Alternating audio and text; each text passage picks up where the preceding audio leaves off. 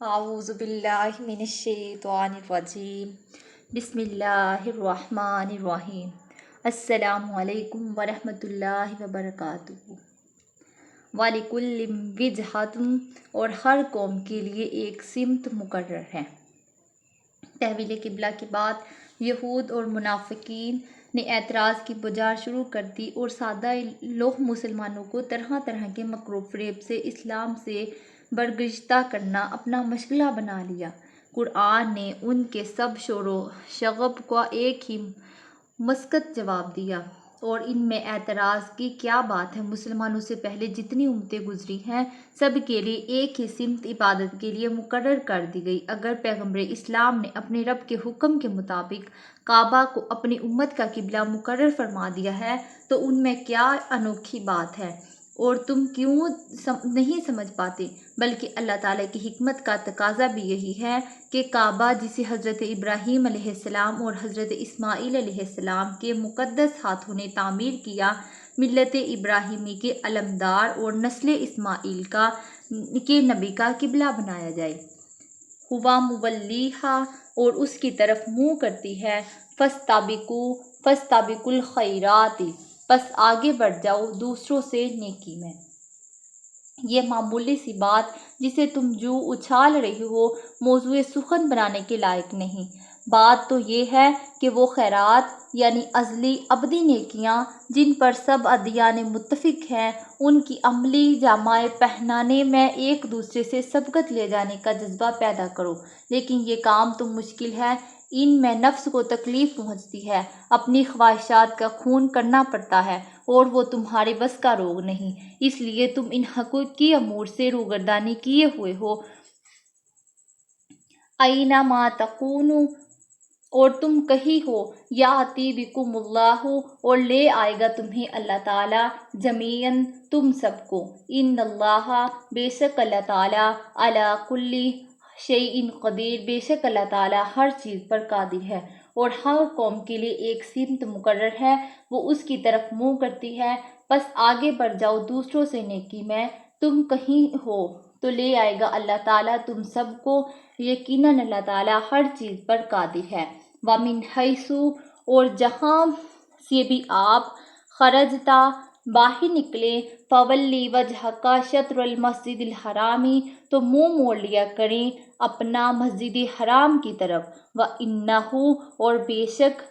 لَلْحَقُّ، یہی حق ہے، مِن رَبِّكَ، تمہارے رب کی طرف سے، اور بے شک یہی حق ہے تمہارے رب کی طرف سے۔ وَمَا اللَّهُ، اور نہیں اللہ، بِغَافِلٍ، بے خبر، عَمَّا تَعْمَلُونَ، جو کچھ تم کرتے ہو، اور اللہ نہیں ہے بے خبر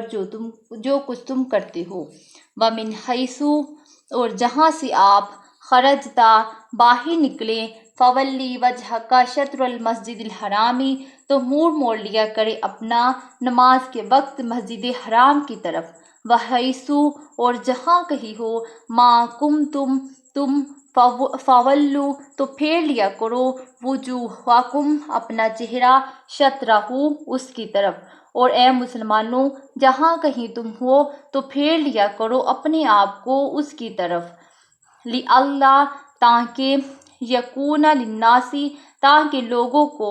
علیکم، تم پر، حجۃ، اعتراض کی گنجائش نہ ہو، تاکہ لوگوں کو تم پر اعتراض کی گنجائش نہ ہو۔ بتا دیا کہ سفر ہو یا حضر، دور ہو یا نزدیک، حالت نماز میں تمہارا رخ کعبے کی طرف ہی ہونا چاہیے، ورنہ اہل کتاب اور مشرکین تم پر اعتراض کریں گے، اور وہ اعتراض بجا ہوگا، کیونکہ اہل کتاب نے اپنی کتابوں میں پڑھا ہے کہ نبی آخر الزمان صلی اللہ علیہ وآلہ وسلم کا قبلہ کعبہ ہوگا، اور تم کعبہ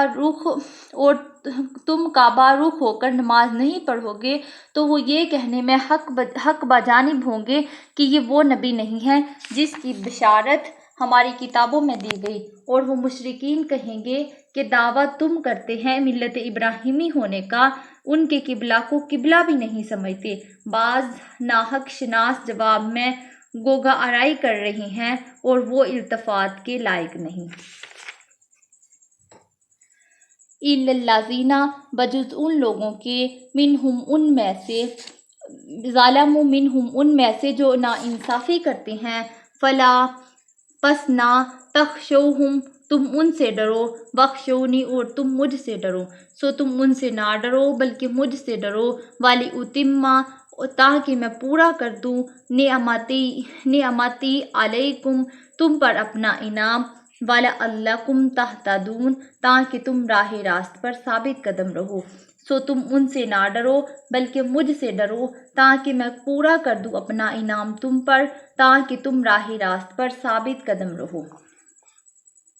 کعبہ کو قبلہ متعین کیا جانا خود بہت بڑی نعمت ہے، کیونکہ اس طرح ملت اسلامیہ کو ایک مخصوص اور محسوس مرکز عطا فرما دیا ہے، تو ان توجیہات اور عبادات کا مرجع ہے، تاکہ رنگ و زبان، قومیت اور وطن کے سب اختلاف کے باوجود اسے دیکھنے والا یقین کر لے کہ یہ ایک قوم ہے، اس کا مرکز توجیہات ایک ہے، اس کا مقصد حیات ایک ہے۔ نیز تحویل قبلہ میں اس بات کی طرف بھی صاف اشارہ ہے کہ اب دنیا کی قیادت بنی اسرائیل سے منتقل ہو کر اسماعیل علیہ السلام کی اولاد میں آ گئی ہے، اور یہ سرفرازی اور شرف بذات خود ایک نعمت عظمیٰ ہے۔ کما ارسلنا جیسا کہ بھیجا ہم نے، فیکم تم میں، رسول منکم ہم نے تمہارے پاس رسول صلی اللہ علیہ وآلہ وسلم کو، یتلو علیکم پڑھ کر سناتا ہے تمہیں آیاتنا پڑھ کر سناتا ہے تمہیں اللہ تعالیٰ کی آیتیں، وَیُزَکِّیکُم اور پاک کرتا ہے تمہیں، وَیُعَلِّمُکُمُ الکتاب اور سکھاتا ہے تمہیں کتاب، والحکمت اور حکمت کی تعلیم دیتا ہے، وَیُعَلِّمُکُم اور تعلیم دیتا ہے تمہیں، مَا لَمْ تَکُونُوا تو ایسی بات کی، مَا لَمْ تَکُونُوا تَعْلَمُونَ ایسی بات کی جنہیں تم جانتے ہی نہیں، فَاذْکُرُونِی پس تم مجھے یاد کرو، اذکرکم تو میں تمہیں یاد کروں گا، واشکر لی اور تم میرا شکر ادا کرو، ولا تکفرون اور میری ناشکری نہ کرو۔ اور جیسا کہ بھیجا ہم نے تمہارے پاس رسول صلی اللہ علیہ وآلہ وسلم تم میں سے، کہ پڑھ کر سناتا ہے تمہیں ہماری آیتیں اور پاک کرتا ہے تمہیں اور سکھاتا ہے تمہیں کتاب و حکمت اور تعلیم دیتا ہے تمہیں ایسی باتوں کی جنہیں تم جانتے ہی نہیں تھے، پس سو تم مجھے یاد کرو میں تمہیں یاد کروں گا، اور تم میرا شکر کرو اور میری ناشکری نہ کرو۔ تم مجھے یاد کرو میں تمہیں یاد کروں گا، کیا اس سے بڑھ کر بھی بندے کی کوئی عزت افزائی ہو سکتی ہے کہ اس کا مالک و خالق اس کو اپنی یاد سے سرفراز فرما دے۔ ایک حدیث قدسی بھی ملاحظہ ہوتا ہے کہ اپنے رب کریم کی بندہ نوازی کا آپ کو اندازہ ہو سکے، میرا بندہ جیسے مجھے گمان رکھتا ہے ویسا ہی میں اس کے ساتھ برتاؤ کرتا ہوں، اگر وہ مجھے دل میں یاد کرے تو میں بھی اسے ایسے ہی یاد کرتا ہوں، اگر وہ مجھے مجمع عام میں یاد کرے تو میں اسے اس سے بہتر مجمع عام میں یاد کرتا ہوں،